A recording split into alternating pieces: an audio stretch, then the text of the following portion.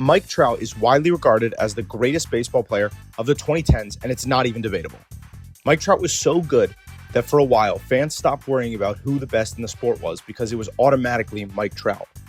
Trout was so dominant of a hitter that we all got used to how good he was. He was a staple, a major league icon. Mike Trout was so good that he never appeared on the cover of MLB The Show because he signed his own personal deal with MLB 9 Innings, the mobile game, to be their brand ambassador and cover athlete for multiple years and still now years to come. His presence existed beyond the usual interest in Major League Baseball. We got so used to Mike Trout. Consistency in athletes is something that gets overlooked more than positive outliers in production. When an athlete bursts onto the scene or has a comeback year, especially in baseball, it creates a much more compelling story than when a player dominates the league for consecutive seasons. For example, to the average fan, the Tigers rallying in September to make the playoffs is much more interesting than the Dodgers or Yankees being wildcard teams in 2025. In 2019, Trout winning his third MVP is less compelling to the average fan than Pete Alonso breaking the rookie home run record or the Washington Nationals winning their first championship in history.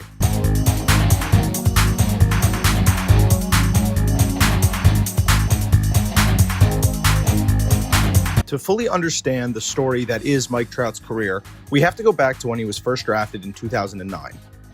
Trout was selected 25th overall to the Los Angeles Angels of Anaheim right out of Millville Senior High School in his hometown of Millville, New Jersey.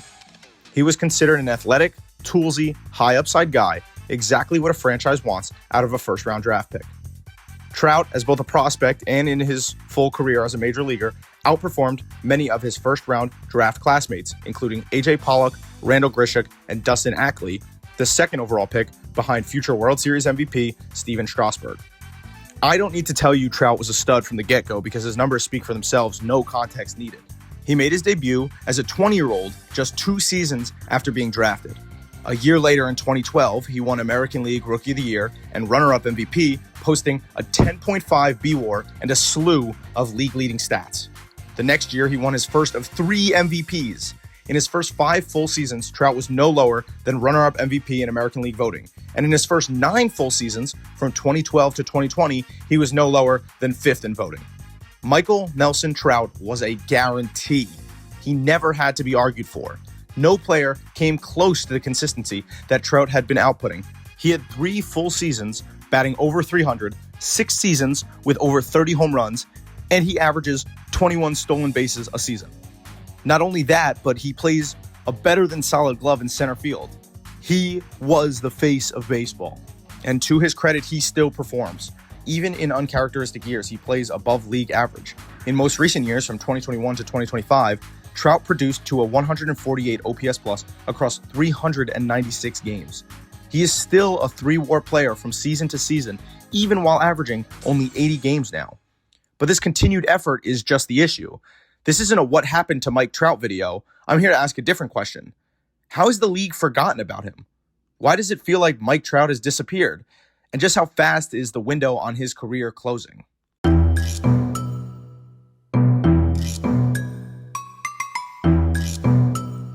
Even at his best, Trout can't carry a narrative alone. The Angels, for all their talent in years past, are rarely contenders. And with or without him in the lineup, the team seems destined to drift. Baseball loves storylines, surprise runs, playoffs, championships. Trout's dominance is quiet because the story isn't about him. The Angels' mediocrity has made even his greatness feel ordinary.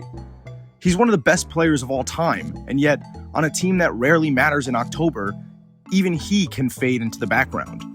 The last time Trout appeared in headlines came during the 2023 World Baseball Classic, when he faced his former teammate Shohei Ohtani in the final. Impossible theater. The regal excellence of Japan, the overwhelming talent of the United States. And in a 1-run game with 2 gone in the 9th inning, the dream matchup. Ohtani's ready. Trout's ready. 3-2. He struck him out! Ohtani strikes out Trout, and Japan's back on top of the baseball world. Trout struck out, allowing Japan and Ohtani to win the tournament. Shortly after, Ohtani would leave the Angels in free agency, going to win the World Series with the Dodgers in both of his first 2 seasons with the club, taking the limelight of greatness cross town to Dodger Stadium and out of Anaheim. After having the 2 best players in the sport for 6 years of overlap, you can only assume that Mike Trout would find some storybook success in the postseason, right? The Angels didn't make the playoffs once with Ohtani. In fact, Mike Trout has only ever played in 3 postseason games, all back in 2014. Earlier that year, in particular, things looked good for the Angels. Prior to the 2014 season, Anaheim added David Freese, a solid third base option with upside coming off a down year via trade with the Cardinals. On March 28, 2014, Trout inked a 6-year, $145 million contract extension to avoid impending free agency. To free up salary for this massive move, the Angels offloaded Mark Trumbo in a 3-team trade, bringing in the late Tyler Skaggs and the 3 ERA starter Hector Santiago. The move also freed up first base for their rising first-rounder from the 2011 draft, C.J. Cron. With perennial talents like Albert Pujols and Howie Kendrick, this team looked to be headed in the right direction, and they definitely were. The Angels became the first team in baseball to grab a postseason spot, defeating the Seattle Mariners 8-1 on September 15, 2014. This was their first return to the playoffs since being American League runner-ups to the World Series winning 2009 Yankees. 2014 looked like Trout's moment. As explained, the Angels bolstered their roster, added talent in key positions, and Trout himself signed a massive extension. The Angels, however, were unfortunately swept by the Kansas City Royals in the ALDS, and Trout's postseason resume remains painfully scarce. It wasn't the lack of talent or effort holding Trout back. It was the wear and tear of a demanding position, the merciless timing of injuries, and a career spent with a franchise that rarely aligned perfectly. Injuries didn't end him, but they chipped away and are chipping away at the opportunities for storybook moments. As a center fielder, Mike Trout is more injury-prone due to the physical tax that comes with playing the defensive position. A center fielder's body will get tired quicker as it ages and will become more prone to tissue injuries that will hinder one's ability to play full seasons. And with that, less time will result in less consistent and less streaky production. This is exactly what is happening to Mike Trout in recent years. Since signing his second contract extension with the Angels, locking him up for 12 years with the organization in 2019, Trout has struggled to play full seasons with the club. When Mike Trout was slated for a return most recently at the beginning of 2025, the Angels announced he would play most of his games in right field. Not only did this protect Trout from covering more outfield ground than necessary, it also allowed for 2024 breakout center fielder Joe Adell to continue his career at his primary position. As the season progressed, however, Trout would begin getting most of his starts at designated hitter, flipping positions with the solidified DH Jorge Soler. Trout's reduced time on the field doesn't make him any less dominant as a hitter, of course, but for fans, it quietly reinforces the story that he's disappearing. He's no longer making those flashy highlight reel center field plays. Moving to right field and then DH is a smart strategy for longevity, but to the casual observer, it looks like Trout is fading, getting older, unable to perform at his peak. This reinforces the narrative that the greatest player of his generation is somehow disappearing from the sport, and it's all due to the faulty perception from a fan's point of view.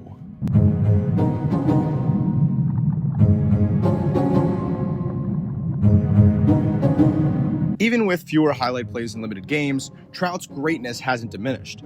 But the story feels different now, quieter, almost as if fans have stopped noticing.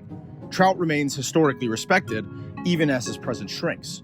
The career trajectory Mike Trout has had in recent years feels different than your usual regression, because the past is still prominent. Fans wonder where Trout of seasons past has gone, even though his production remains impressive. In fact, Mike Trout has appeared in MLB Network's Top 100 for 14 years in a row, and is still ranked within the top 90 heading into the 2026 season. And yet, it feels like the league has quietly moved on. A guaranteed first-ballot Hall of Famer is still producing after 15 years, but has been left in the shadows of offensive superstars Shohei Ohtani and Aaron Judge, or mega contracts attached to players like Juan Soto or Kyle Tucker. It's not that Trout has faded, it's that we, as fans and as a league, have shifted our attention. Our neglect toward his recent talent has shaped his story to be one of tragedy instead of longevity and success. Dominance that's steady and historic can become disturbingly invisible when we become complacent with expected greatness every year. Many fans believe Bryce Harper is living out the career that Mike Trout should have had. star rookie of the year with on the rise franchise, multi-season MVP winner, signs huge free agency deal with the Philadelphia Phillies, who are Mike Trout's hometown team. Harper then became a consistent postseason icon backed by an electric fan base. At the end of 2019, Mike Trout would have hit free agency for the first time in his career, and the Phillies were regarded as one of the best fits and landing spots for Mike Trout. You have to wonder, what if Mike Trout never signed that second extension? Would the Phillies find themselves with a recent championship? Would Trout have become a hometown legend? Would this narrative created by the double-edged sword of expectation continue, or would it have flipped into the tale about the greatest baseball player there ever was?